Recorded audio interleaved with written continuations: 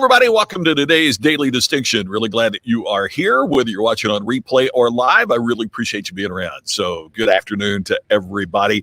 I decided to be outside today. It is such a beautiful, gorgeous day in Las Vegas. Man, you got to take advantage of this, especially when you grow up in Indiana. You really appreciate when you've got some gorgeous days like this. So hope everybody's doing well. We got an important topic to talk about today, and that is the reason you should be telling your story. It's one of the things we talked about before, but it's important to continue to talk about. I'm going to give you 3 reasons that it is absolutely critical for you to tell your story. Hey, Brian, always great to see you, my friend. Glad you're here today to kick us off. First in wins. Glad you're here. Troutdale, Oregon, Curtis. I'm always fascinated by where you are. I appreciate not only that you jump in here, but I always love it that you tell us where you are, because I'm always fascinated. I've told you before, my dad was for many years a truck driver. My grandfather was a truck driver, so I'm always fascinated by by where you are and where you're going. I was always interested in where they were and where they were heading. Yeah, Brian, it is a beautiful sunny day today. Let's check. It is 61 degrees and not a cloud in the sky. Airplanes in the sky, as you can hear.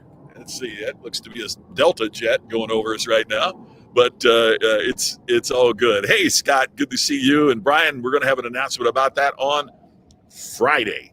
Friday will be the announcement day. Hey, and before I forget, there will not be Daily Distinction on Wednesday and Thursday.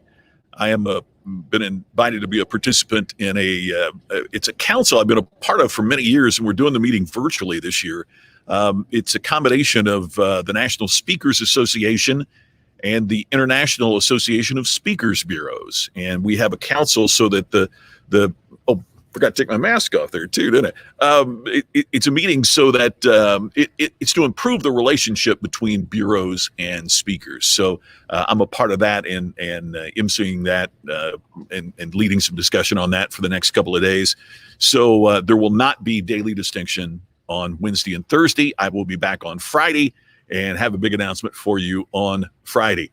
Hey, Tim, always great to see you, my friend. Love your live streams and glad you're here. Thank you for saying that. So I appreciate you being here, Tim. And if you haven't watched Tim Gillette's programs, you need to check him out. Make sure you take a look for that, because he does such an extraordinary job. So a reminder, too, before we get started on storytelling, that anytime you'd like to hear about creating distinction and the ultimate customer experience, you can do it on our radio station.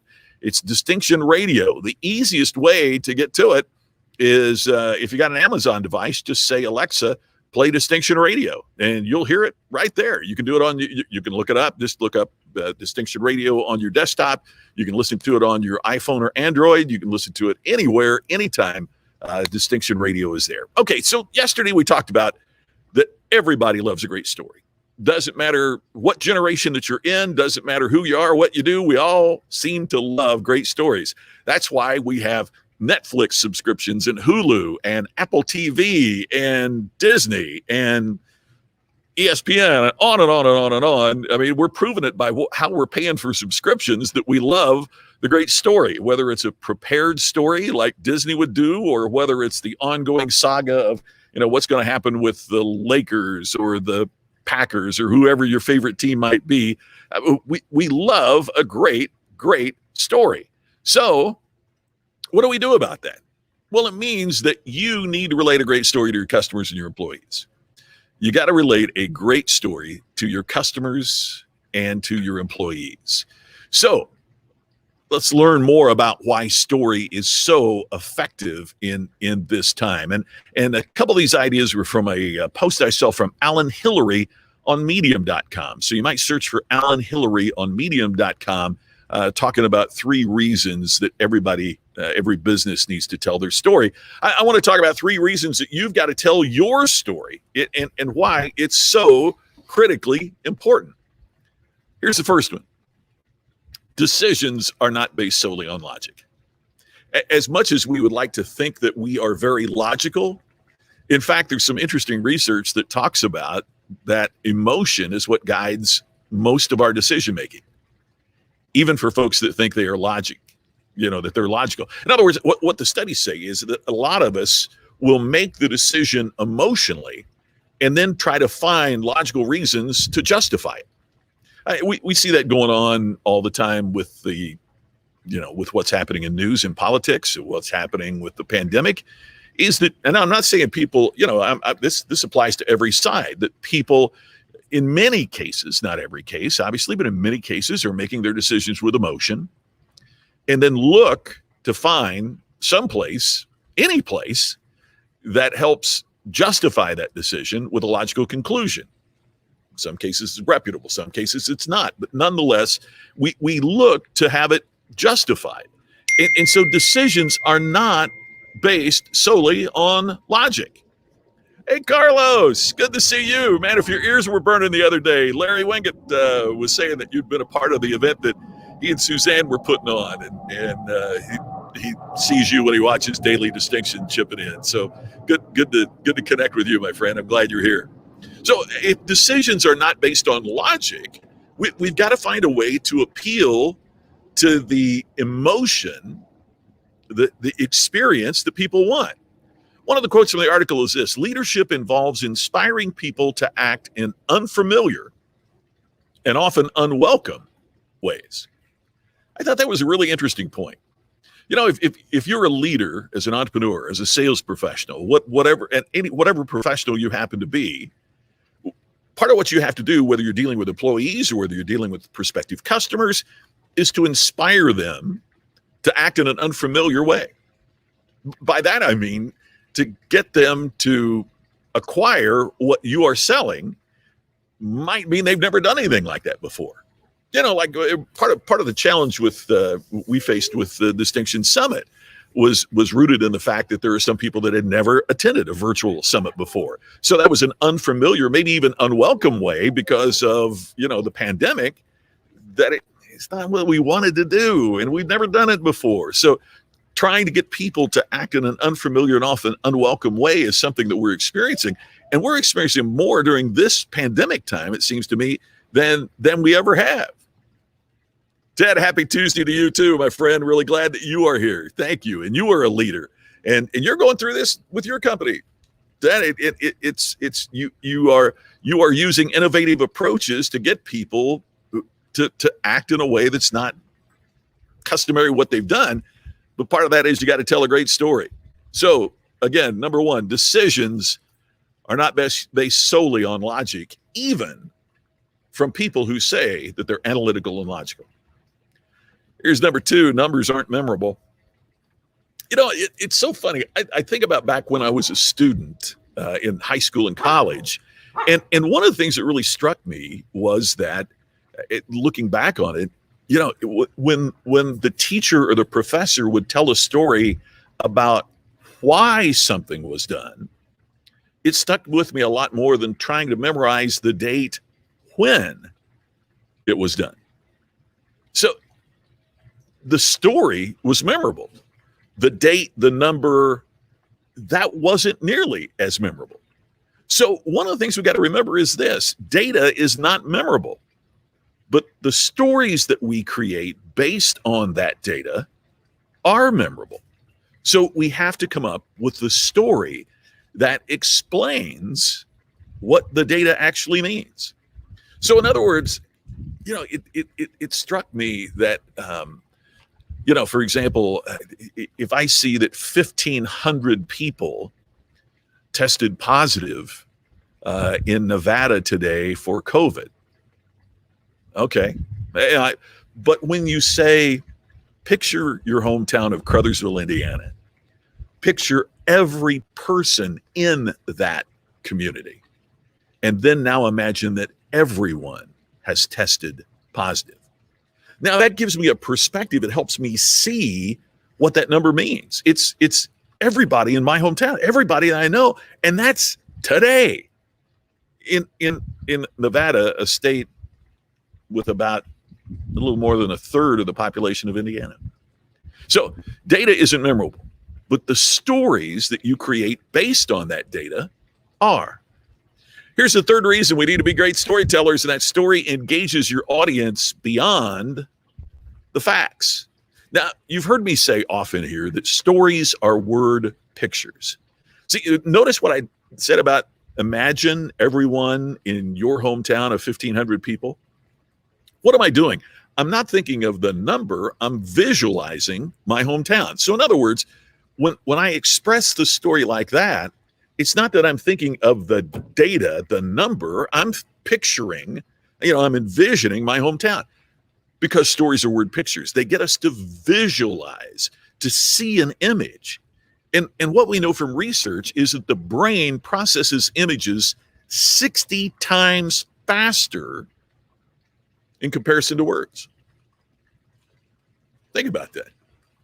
The brain processes images 60 times faster than words.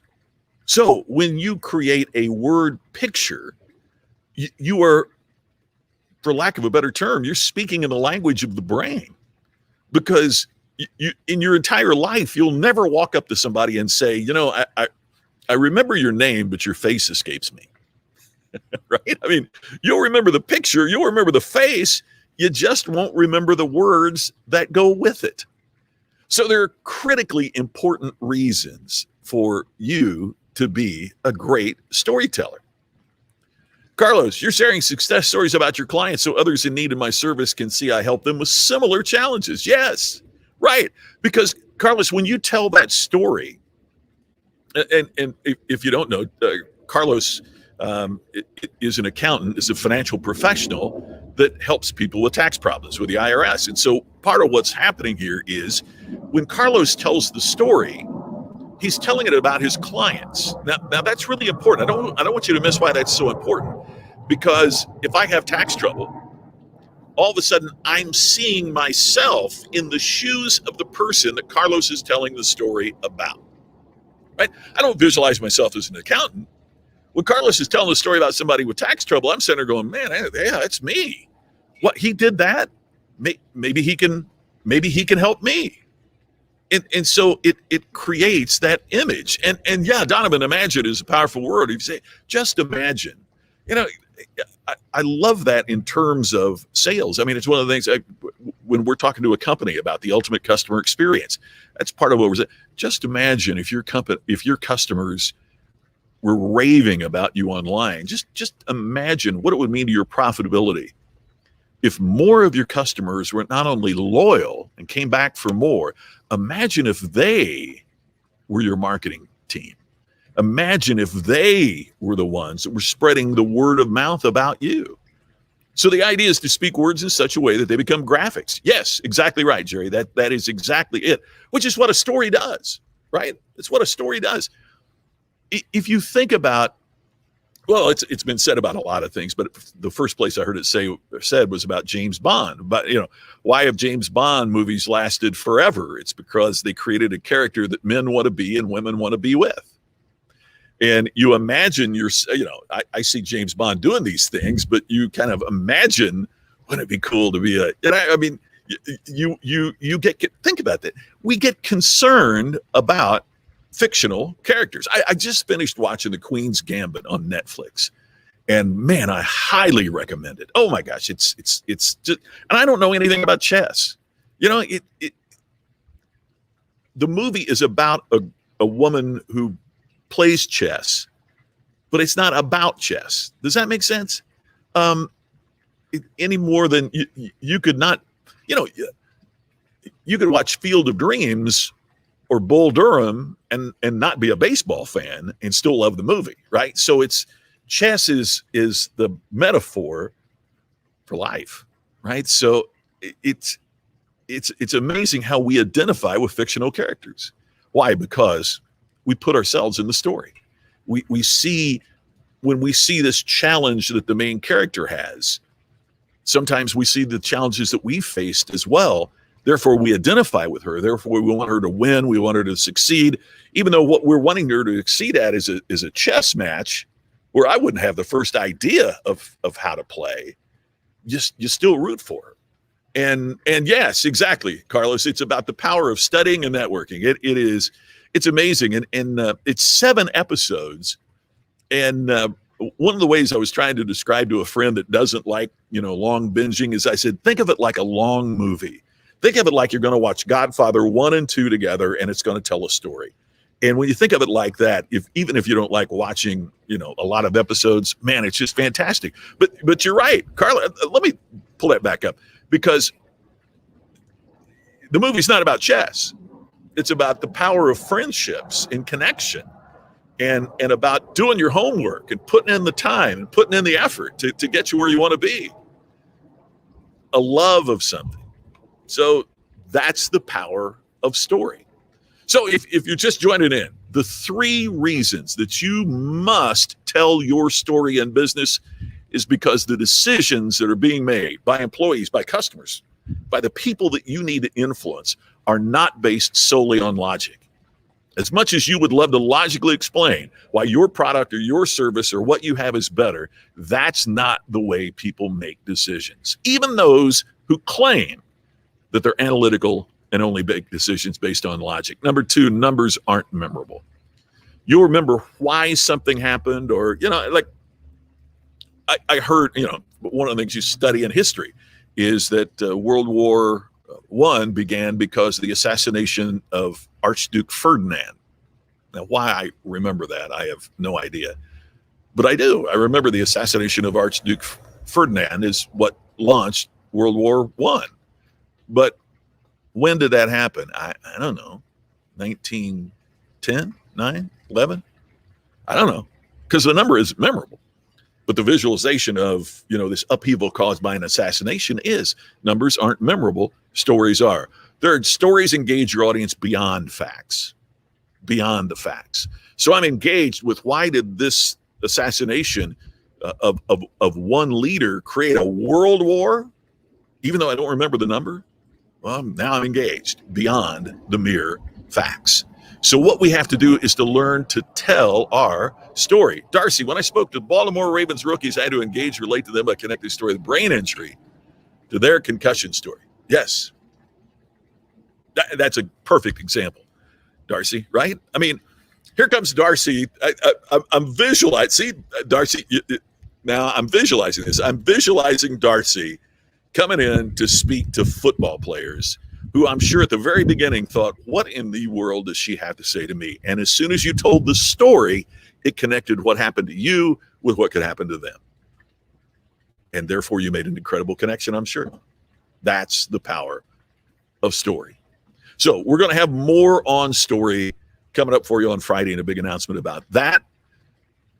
But get to work on your story, because it's what creates customers that repeat their business and refer you to others. When you write your story, in a great way, you're writing your own referral script. Hey, once again, the reminder, there's no daily distinction on Wednesday or Thursday. I'll be back on Friday. That's when I'll have an announcement for you as well. I'll be participating in the National Speakers Association, International Association of Speakers Bureaus conference, virtual conferences coming up, and get the chance to interview my great friends, Blue and Barry Baumgartner, Blue Melnick. They are the gurus of virtual events, and get a chance to talk with them and interview them. They're great friends, and very excited that they said yes to that. So looking forward to seeing you on Friday. Thanks so much. Have a great rest of the week. I'll see you on Friday with the next edition of Daily Distinction.